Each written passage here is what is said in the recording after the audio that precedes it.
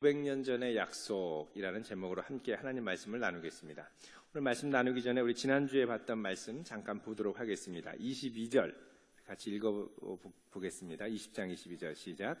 이에 여인이 그의 지혜를 가지고 모든 백성에게 나아가매 그들이 비그리의 아들 세바의 머리를 베어 요압에게 던진지라. 이에 요압이 나팔을 불매 무리가 흩어져 성읍에서 물러나 각기 장막으로 돌아가고 요압은 예루살렘으로 돌아가 왕에게 나아가니라. 아멘.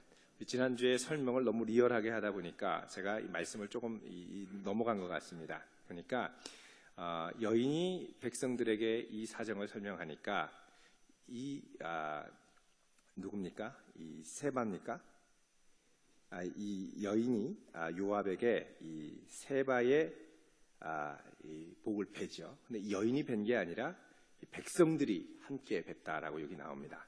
그런데 제가 이 세바의 머리를 벤 것이 여인으로 설명을 해서 이게 잘못됐다라는 것을 제가 좀 늦게 알았습니다. 죄송하고 오늘 본문 말씀 중심으로 500년 전의 약속이라는 말씀으로 계속해서 이 사무엘하 나가도록 하겠습니다.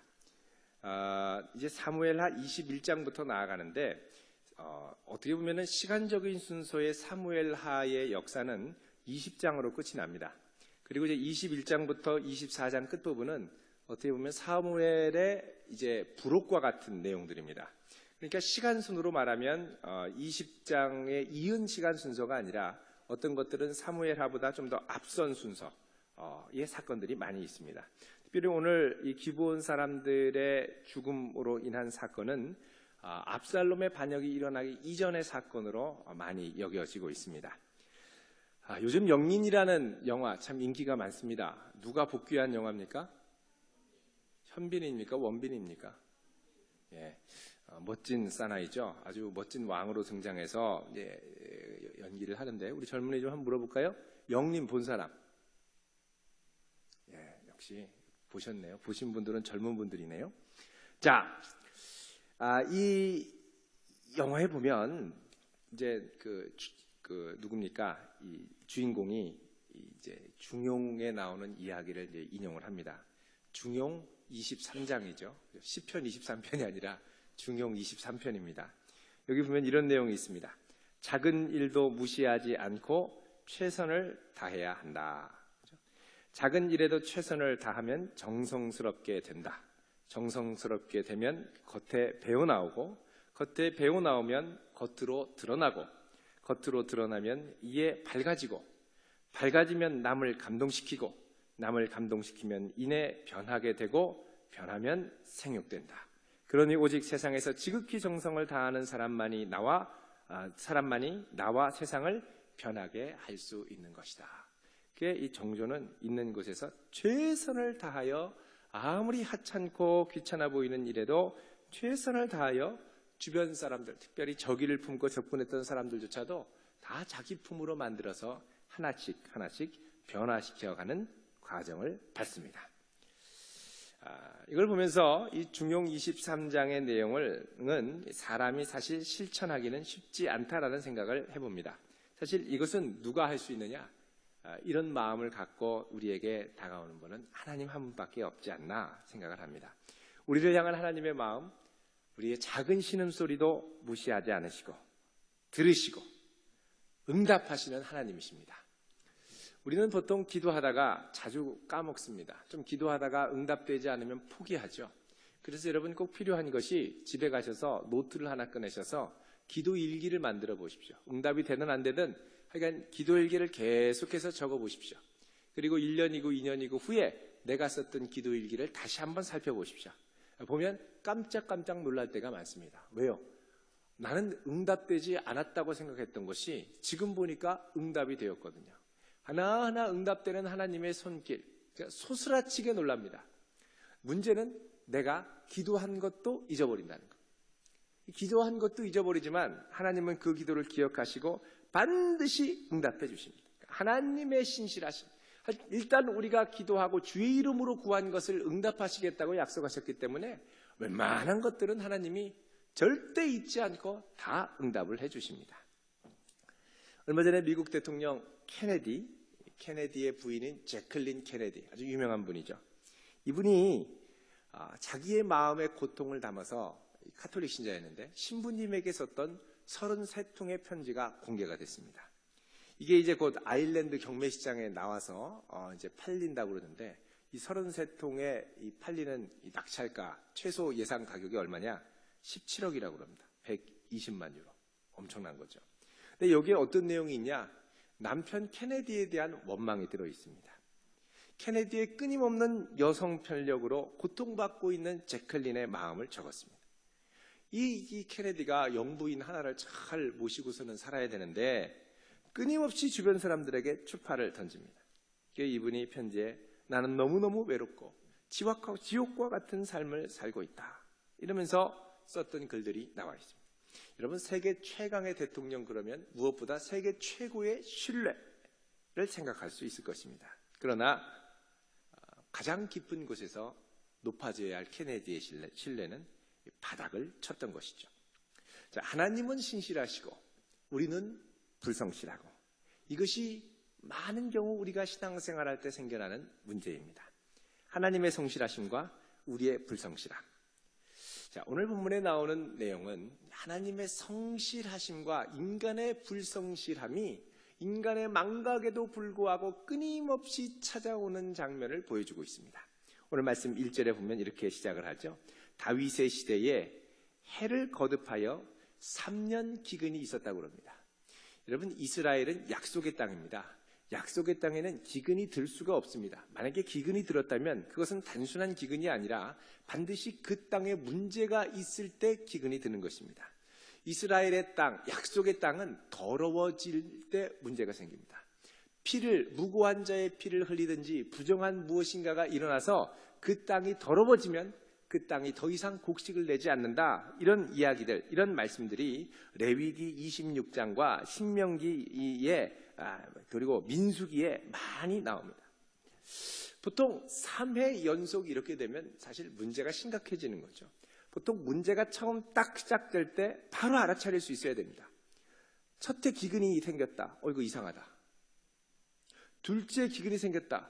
이거 반드시 문제가 있다. 그럼 벌써 기도에 들어가야 됩니다. 좀 더 예민한 사람은 어떤 사람들이냐? 딱 문제가 생기면 좀 이상하다 싶으면 바로 기도에 들어갑니다. 약속의 땅에 기근이 왔다는 것 자체가 충격이거든요. 자, 그러면 빨리 조치를 해야 됩니다. 요즘에 이 세월호의 조치와 삼성의 이건희 회장이 응급치료를 받으셨죠. 이 치료를 받은 게 이제 비교가 돼서 언론에 많이 나옵니다. 이건희 회장은 몸이 안 좋을 듯해서 아프기 시작하니까 바로 자택에 24시간 앰뷸런스가 대기하고 있다가 바로 병원에 실려서 갔습니다. 근데 세월호는 아무리 얘기를 하고 해도 그냥 가만히 있으라고 놔뒀죠. 그리고선 곧바로 심폐소생술을 했습니다. 보통 이 심폐소생술 같은 경우 심장마비가 와서 8분 내에 하지 않으면 치명적이라고 그러죠. 근데 앰뷸런스를 타고 가면서 일어났기 때문에 곧바로 수치를 취할 수 있었다고 그럽니다. 그런데 미리 조짐이 일어나면 곧바로 취할 수 있는 것, 이게 이제 영적인 민감함이죠. 여러분, 성도 가운데도 그렇습니다. 하나님을 향해서 하나님과의 관계에서 뭔가 문제가 생긴 것 같다라는 생각이 들면 곧바로 기도의 자리로 나오는 분들이 있습니다. 근데 어떤 분은 문제가 뻥 터져도 기도해야 되나? 이러고 가만히 계세요. 문제가 뻥뻥뻥 터져도 기도하기는 해야 되는데 이러고서 가만히 계세요. 어떻게 됩니까? 문제가 계속 악화됩니다. 문제가 일어나기 전에 기도로 나올 수 있는, 기도의 자리로 나올 수 있는 신실한 종들 되시기를 바랍니다. 자, 이렇게 해서 3년 연속 있으니까 다윗이 아무리 생각해도 이상한 거예요. 그게 어떻게 하냐? 하나님께 기도합니다. 21절에 다윗이 여호와 앞에 간구하며. 자, 3년이 지나서야 찾는 건 다윗의 영적인 감각과 센스가 많이 무뎌져 있음을 보여주고 있습니다. 왕이 돼서 이제 하나님을 향하여 예민했던 그 영성이 서서히 둔감해지는 것이죠. 자, 하나님께서 기도했더니 뭐라 그러냐? 이유가 있다라는 거예요. 그건 뭐냐? 사울과 피를 흘린 그의 집으로 말미암아 그가 기브온 사람을 죽였다. 자, 사울이 왕이 되었을 때, 다윗이 왕 때가 아니라 선대인 사울이 왕이었을 때 기브온 사람들의 피를 흘렸다는 것입니다. 그런데 이 기브온 사람들은 어떤 사람들이냐? 2절 같이 읽겠습니다. 시작. 이스라엘 족속이 아니요 그들은 아모리 사람 중에서 남은 자라. 이스라엘 족속들이 전에 그들에게 맹세하였거늘 사울이 이스라엘과 유다 족속을 위하여 열심히 있었으므로 그들을 죽이고자 하였더라. 이에 왕의 기브온 사람을 불러 그들에게, 예전에 이 여호수아 9장에 보면 여호수아가 파죽지세로 가나안 땅에 들어가서 공격할 때였습니다. 그 강력하다고 하는 여리고성을 무너뜨렸습니다. 성들이 하나씩 둘씩 무너지기 시작할 때 가나안 땅에 사는 아모리 족속이죠. 이 기브온 족속이 벌벌벌 떨면서 찾아왔습니다. 근데 이들이 찾아올 때 그냥 간 게 아니라 뭐라고 해요? 어떻게 갔냐면은 아주 남루하게 떡도 곰팡이 썰은 썩은 떡을 갖고서는 찾아갔어요. 신발도 다 떨어진 걸 갖고. 너희들은 누구냐? 우리들은 저 멀리서 왔는데 이 가나안 족속 때문에 너무너무 힘듭니다. 그러니 당신들이 강력하다고 하니 제발 우리와 화친을 맺어서 우리를 좀 보호해 주십시오. 우리도 도움이 되드리겠습니다. 여호수아가 사실은 그때 무릎 꿇고 하나님께 기도해야 되는데 기도하지 않고, 그래 겉모습을 보니까 남루하거든요. 멀리서 온 것 같거든요. 그냥 계약을 체결했습니다. 계약을 체결하고서는 나중에 가나안 땅에 더 깊이 들어가다 보니까 이틀 길만 가면 있는데 기브온 족속이. 근데 약속을 해서 어떻게 합니까? 하나님은 그 땅 족속을 전멸하라고 그랬지만 할 수 없이 기브온 족속은 살려주기로 하고 서로 상호 방위 조약을 맺습니다. 자, 이렇게 됐는데 사울이 왕이 되니까 이 기브온 족속을 물리치는 거예요. 많은 사람을 죽였습니다. 자, 이것은 하나님이 앞에 했던 약속, 나는 다윗 때로부터 500년 전에 체결했던 조약이었습니다. 근데 그 조약을 어기고 사울이 피를 흘리니까 그 피가 그 땅에 쏟아지고 그 땅에 기근이 들기 시작합니다. 그 피의 저주가 이제서야 이 나쁜 상황으로 치닫기 시작하는 겁니다. 자, 이거 어떻게 하면 좋겠느냐라고 기브온 사람들을 불러서 묻습니다. 그러자 기브온 사람들이 뭐라 그러냐? 4절에 이것은 돈 갖고 될 일이 아닙니다. 배상금 문제가 아닙니다. 이스라엘 가운데 우리를 죽였다고 우리가 그 이스라엘 사람들을 죽일 문제가 아닙니다. 그럼 뭐냐? 그랬더니 사울이 우리의 피를 흘렸으니 사울의 자손들을 보내주십시오. 그들을 죽여야 되겠습니다. 여러분, 민수기 35장 33절에 보면 이런 말씀이 있습니다. 한번 찾아볼까요? 민수기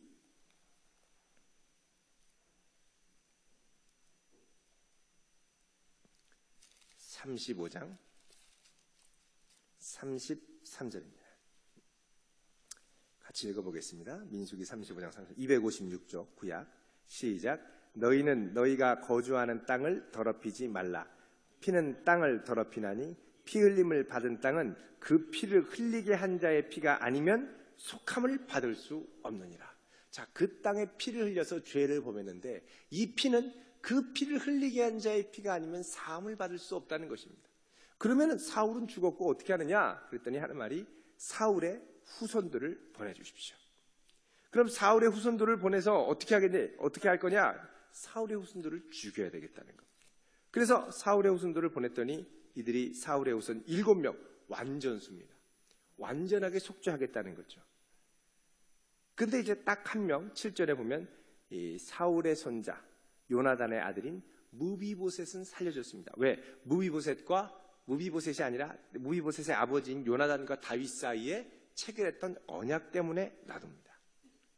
그리고선 그 아들들을 모두 죽게 하는 것이죠. 자, 이렇게 해서 7 사울 집안, 무비보셋을 제외한 사울 집안의 아들들은 다 피를 흘리고 죽습니다.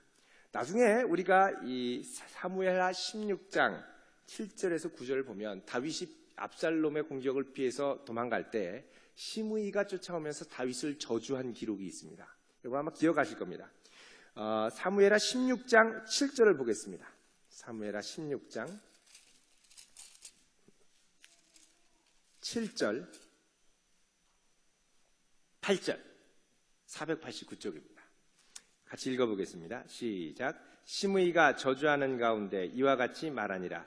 피를 흘린 자여, 사악한 자여, 가거라, 가거라. 8절입니다. 사울의 족속의 모든 피를 여호와께서 내게로 돌리셨도다. 그를 이어서 내가 왕이 되었으나 여호와께서 나라를 내 아들 압살롬의 손에 넘기셨도다. 보라, 너는 피를 흘린 자이므로 화를 자초하였느니라 하는지라. 아멘. 자, 이게 다윗의 역사를 오해한 사람들입니다. 다윗이 이때 사울 집안의 사람들을 죽였으니까 8절에 그러죠. 사울의 족속의 모든 피를 여호와께서 내게로 돌리시는구나. 이건 뭐를 전제하느냐? 오늘 사건을 전제로 하는 겁니다. 그러니까 다윗이 이렇게 허락해서 기브온 사람들의 요청으로 사울의 자손들을 죽게 했더니 이 피, 다윗이 사울 자손의 흘린 피로 나중에 압살롬의 반역을 받아 도망가게 됐다. 이렇게 얘기하는 것입니다. 자, 결국 이렇게 해서 이 기브온 사람들의 요청을 받아서 사울의 자녀들을 죽게 한 다음에 그 다음에 이제 처리했던 게 중요합니다. 어떻게 하냐면 21장 13절에 보면 다윗이 그곳에서 사울의 뼈, 그러니까는 사울과 요나단은 여기 보면은 그 12절에 보면 길보아에 있는 벳산, 길보아에 있는 벳산 지역에서 이 사울과 이 요나단이 죽었는데 이들의 뼈를 길르앗 야베스 사람들이 묻어줬습니다. 근데 이들한테 이야기를 해서 이 뼈를 가져오고 지금 죽은 사울의 자손들의 뼈를 함께 묻어서 일종의 합장을 합니다. 합장. 14절에 보면 사울과 그의 아들 요나단의 뼈와 함께 베냐민 땅 셀라에서 그의 아버지 기스의 묘에 장사하되 모두 왕의 명령을 따라 행하니라. 재미있는 건 이렇게 합장을 하고 나서 14절에 그 후에야 하나님이 그 땅을 위한 기도를 들었다. 그러니까는 이스라엘에 있었던 가뭄을 하나님이 풀어주셨다는 것입니다. 재미있는 거는 사울의 아들들의 피를 흘리고 이 가뭄을 풀어주신 것이 아니라 합장하고 나서 풀어주셨다는 것입니다. 왜 이렇게 하셨을까? 이것은 하나님께서 기다리셨던, 해결하기를 바랬던 문제가 사울이 흘린 피를 갚는 것으로 끝나는 것이 아니라 더 나아가서 다윗이 사울과 맺었던 언약도 완수하기를 원하셨기 때문에 그렇습니다. 이게 무슨 말이냐? 사무엘상 24장을 보십시오. 사무엘상 24장. 오늘 이 본문 말씀은 그동안 얽혀있던 사울과 다윗의 모든 언약이 풀리는 사건들입니다. 사무엘상 24장 20절, 22절. 지금 다윗이 이제 사울과 이제 만나서 이야기하는 겁니다. 뭐라 그러냐면 사울이 다윗에게 얘기를 하죠. 20절에 보라, 나는 내가 반드시 왕이 될 것을 안다. 이스라엘 나라가 내 손에 견고히 설 것을 안다. 그렇게 하면서 21절에 뭐라 그러냐면 그런즉 너는 내 후손을 끊지 아니하며 내 아버지의 집에서 내 이름을 멸하지 아니할 것을 이제 여호와의 이름으로 내게 맹세하라. 22절에 다윗이 사울에게 맹세하며 사울은 집으로 돌아갔다. 이렇게 얘기합니다. 21절에 보면 내 후손을 끊지 말고 내 아버지의 집에서 내 이름을 멸하지 말아라. 자, 여기 보면 내 후손을 끊지 말아라. 이거는 이제 요나단의 아들인 무비보셋을 살려주면서 명맥을 유지해 가죠. 근데 그 뒤에 내 아버지 집에서 내 이름을 멸하지 말아라. 그러니까 이스라엘의 가문 약속의 땅에서 사울의 이름이 사라지지 않게 해라라는 말입니다. 이 말은 무슨 말이냐 하면 쉽게 얘기하면 사울 집안의 묘실이 끊어지지 않게 하라는 것입니다. 보통 이스라엘에 보면 왕들이 다윗 왕의 묘실에 장사되니라 역대하나 이런 데 보면 많이 나오죠. 그러니까 사울 왕의 묘실에 그 자손들이 함께 매장, 합장될 수 있도록 그 묘실에 계속해서 안치될 수 있도록 해달라는 것입니다. 그러니까 다윗이 이것을 맹세했죠. 그러니까 하나님 앞에 지금 사울의 범죄로 인해서 이스라엘 땅이 고통받지만 하나님께서는 이 문제도 해결하는 동시에 어떤 문제가 해결되기를 원하시느냐? 내가 다윗 왕이었으면 왕으로서 그 이전 선대왕인 사울 왕과 했던 언약도 내가 끝까지 완수하기를 원하셨다는 것입니다. 그러니까 이 사건을 통해서 하나님이 단순히 사울 왕의 피를 갚는 것뿐만 아니라 사울 왕의 가정이 묘실에 함께 합장되면서 그 가문이 멸하지 않도록 끝까지 사울이 했던 약속도 지키고 보호해 주시는 하나님의 신실하심을 알 수 있다는 거죠. 그러니까 단순한 속죄의 사건을 넘어서, 그러니까 많은 경우가 그렇습니다. 우리가 다른 사람을 비난하지만 비난하는 사건 배후에는 항상 우리의 불성실함도 같이 있습니다. 이게 순수히 사울의 문제일 줄 알았는데 문제를 해결하고 나니까 사울의 피 때문에도 그렇지만 더 궁극적으로 이 사건이 완결되는 건 다윗이 하나님 앞에 맹세에 대한 신실함이 부족해서 아직 완결되지 못했다는 걸 알 수가 있습니다. 그러니까 하나님은 이 모든 사건을 통해서 끝까지 성실하신 하나님의 성실하심을 보여주며 그의 자녀들에게도 하나님 앞에 성실하며 나아갈 것을 말씀하시더라는 것입니다. 여러분, 우리 하나님은요, 우리에게 약속하신 것 절대 잊지 않으십니다. 우리가 하나님께 기도한 거요, 절대 잊지 않으십니다. 어떤 방법으로든 반드시 응답해 주시는 줄 믿으시기 바랍니다. 근데 문제는 뭐냐? 우리가 잊어버려요. 다윗이 사울과 약속했어도 잊어버려요. 아무리 성실할 것 같지만 잊기 쉬운 존재가 우리라는 것입니다. 그래서 성실하신 하나님 앞에 우리도 이 신실하신 하나님을 의지해서 모든 삶의 부분에서 하나님의 영광을 드러내고 끝까지 주 앞에 성실하게 설 수 있기를 기도하며 나아갈 수 있는 복된 성도 되시기를 바랍니다. 신실하신 하나님, 그 하나님의 성실이 우리의 삶을 붙들어 주시길 주의 이름으로 축원드립니다. 기도하겠습니다.